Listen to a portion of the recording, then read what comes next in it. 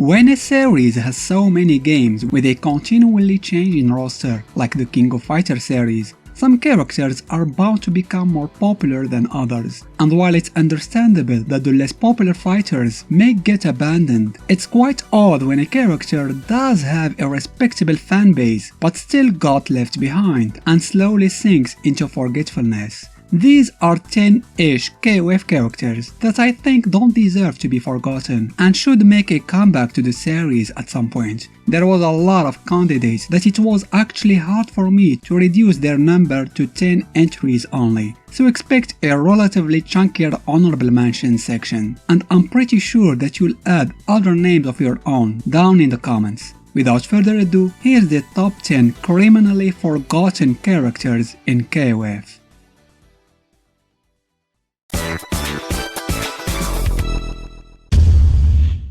KOF 15 saw the return of Team Nests with Kula, Angel and Cronen, formerly known as K49, but that team had a fourth member who didn't show up in the series in a long time. Kula's older sister figure, Foxy. I find her to be a very interesting character with a unique fighting style and a terrifying hidden desperation move in O2UM. While a lot of KOF characters do use weapons but try to keep them hidden, she's one of those weapon users who center their entire fighting style around a weapon, much like Whip and Billy and Mr. Big and Whip and Chang and Whip and Troy and Whip. What the heck, Whip? How many weapons are you carrying? Back to Foxy. She's a fencer and doesn't shy from displaying her sword in front of everyone to see. And why should she? She is an unapologetic villain, or used to be anyway. After the destruction of Nest, she just vanished, and many believe that she actually died when Angel and K49 betrayed her in 2001. That is, until she appeared again in Cronen Team's ending in 15, showing that she's fine and kicking. And stabbing too, probably. I'm gonna be honest with you guys, I don't play melee, she is too hard for me, but even a noob like me can appreciate how cool and entertaining her gameplay is. That's why I find it strange that we haven't heard of her since O2UM. Melee is one of Kim's students and also a defender of justice, but in a more cartoonish way, and this side of her character is well implemented in her fighting style. Melee has an alternative stance where she switches to her superheroine persona, gaining extra moves and techniques, and this is when things become complicated. Of course, in the hands of an expert, she is a force of nature with so many tools and tricky moves that are hard to keep up with. I was really hoping that she would make a comeback as a DLC with Kim, but seeing how SNK abandoned the idea of offering DLC characters as teams for the second season, it seems unlikely that we'll see Melee anytime soon. Bummer. Even though he was one of the earliest characters to join KOF all the way back in '95, Eiji is not a well-known character and often forgotten by the fans. He remains a mysterious figure whom we don't know much about, except that he is the descendant of Zantetsu from the Last Blade series. He's present in two canon games, 95 and 11, and also made an appearance in 98 UM. Other than that, he's nowhere to be found, which is a shame. I would love to see his interaction with Iori and how he would react against Ryo and the other Art of Fighting characters. He also seems to go along pretty well with Billy. I personally like his fighting style that includes multiple types of projectiles, short-ranged, long-ranged, air kunais and teleports, because of course, he's a freaking ninja, and ninjas are cool. Eiji is the only ninja in the series who actually looks and behaves as a ninja. And from a Japanese assassin to a Chinese assassin, Lin is another beloved character who was just ditched aside and forgotten about, and justifiably I might add. He was one of the best additions to the series during the Nest saga, joining Benimaru's team in 2000 and K-Dash's in 2001. The last game he was in was O2UM, where, like many fighters in that game, he was at his best form. Unfortunately, the series seems to have completely forgotten about him, not making even a simple cameo or an appearance during an ending. What's even worse is that a lot of his moves were given to other characters, like Dulon, Dolores, and even Yamazaki, who inherited his poison super. But the most unfortunate thing about Lin, in my opinion, is his story arc that is still far from reaching any kind of conclusion. His whole motivation was to get revenge against his former boss, Ron, which is yet to happen. Whatever happened to that storyline? When I made his story video, I was surprised by how many of you expressed their desire to see the king again in a new KOF game. I guess surprised isn't the most accurate word to use. I always knew he was popular among the fans in the Fatal Fury series. However, when it comes to KOF, SNK seems to rather omit our breakdance star during the entirety of the franchise, making only one exception in KOF 11. Teaming up with Kim was a good call. He's the total opposite to Kim's serious and uptight personality, and should they team up again, he would make the perfect balance in their eventual team. I still don't understand why he was abandoned. His fighting style is so unique and fun, either you're playing him or just watching. I'm sure if the king was in 15, he would be the go-to character if you just wanna troll players online. I admit that his look may need some update. His design is too 90s, but nothing that can't be fixed. But don't you dare change his idle animation. That dance is timeless. Adelheid was one of the three main protagonists of the Tales of Ash saga. He made his first debut in 2003 as an alternative boss of the game. Then, in the next game, he filled the role of one of the many mid-bosses of KOF 11, and that was the last time we got to play as Rugal's son. Sure, he made an appearance in KOF 13, but only during cutscenes. There was intention to make him part of the roster, but he was scrapped due to time and budget constraints. Being the son of Rugal, Adelheid shares a lot of moves with his father, but he adds his personal touch to them. He's faster than his old man, and also a lot less insane. I had hoped that he would return in KOF 15, especially that Rugal is in the game. I would have loved to see an interaction between the two, and how would Rugal react to his son's past alliance with Haydn, who's also present and have stuff to say to Adelheid. It doesn't seem that's going to be a thing though, but I also like to think that there is still hope.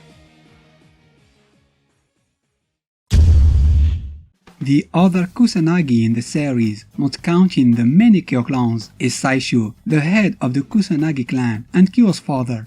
He appeared for the first time all the way back in 94, but only as an NPC who was beaten by the main protagonist and served as a motive of vengeance for Kyo and his friends against Rugal. But it's in the next game that he became playable for the first time, and even then, you have to use a code to make him appear in the roster first. He filled the role of the sub-boss in that game, and he was one of the reasons why finishing 95 was pretty difficult, since you had to go through him first before you could challenge the game's final boss. And that was the one and only canon game with Saishu in it. Of course, he made a comeback in 98 in the iconic Masters team with Takuma and Haydn, and I would argue that it was 98's version of Saishu that made him so popular among the fans. Too bad he was reduced once again to a simple NPC.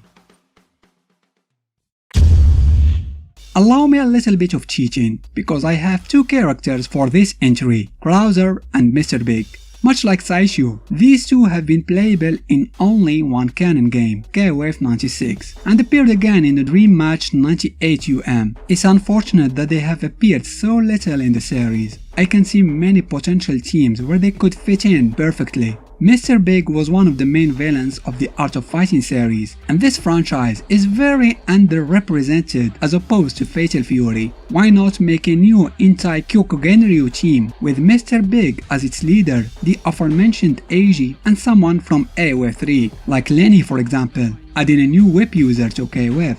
This way we can have a representative from each game of the Art of Fighting series. As for Krauser, I mentioned in a previous video that he could be the secret boss of Hein, and I still think that it would be a cool twist. Why not make a team with these two and add Luong to it? Wouldn't that make the perfect rivals for the South Town team? Krauser vs Geese, Hein vs Billy, and Luong was literally called the Yamazaki of KOF 14 before the real Yamazaki was added later.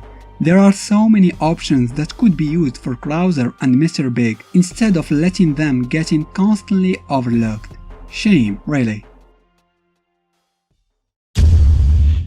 Originally a character from Art of Fighting 3, Kasumi made her debut in KOF as part of the Women Fighters team in '96. She never was a staple figure in the roster honestly, but she was never absent long enough that she becomes forgotten either, that is, until recent installments. Kasumi's best version ever was undoubtedly in ShoryuGame. She was a beast in that game and one of the 3 strongest characters in it. Her last appearance as a playable figure was in KOF 11 as a member of the Intai Kyokugenryu team, and after that she was reduced, like many characters in this list, to making cameos during endings. In the alternative teams video, I expressed my wish to see her in an eventual Japanese sports team with Hinako and Diamond, especially that these 3 are actually a secret team in ShoryuGame. I don't know if it's still possible in 15, considering that Hinako might actually be a DLC character, but if not, let's hope they bring this team into existence in a future installment. Before unveiling the number 1 spot, here's some honorable mentions.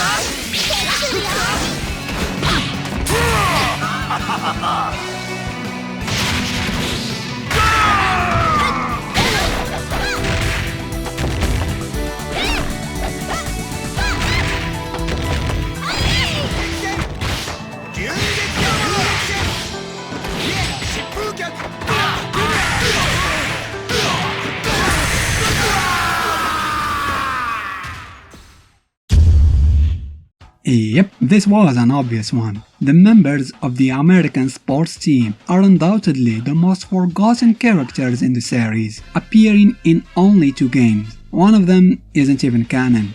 They had become a running joke as they are always victims to their invites getting stolen by other teams, which is kind of an explanation of why they've been absent for so long. The worst part is that they didn't get to appear in any ending like other entries of this list. The only references they ever had is showing up as cameos in some stages, and most of them are in non-canon games anyway. Are they still alive even? I'm starting to get worried about these guys. Seriously, it's so unfair that they got this treatment. I mean, they were among the very first teams at the birth of the KOF series. They deserve a better fate. And that's why the American sports team are the number 1 criminally forgotten characters in KOF. Yeah, I know.